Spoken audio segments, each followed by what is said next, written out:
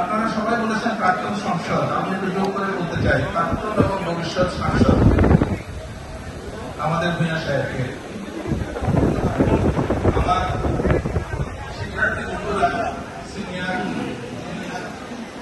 এবং ঐতিহাসিক আয়োজনে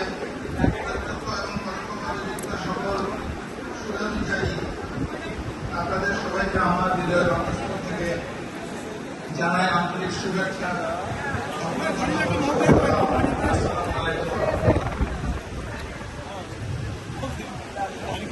আমাদের সবাই বিশ্বাস যে আমরা কলেজের অ্যাসোসিয়েশনের সুস্থিত সহায়তার জন্য আজকে আসি।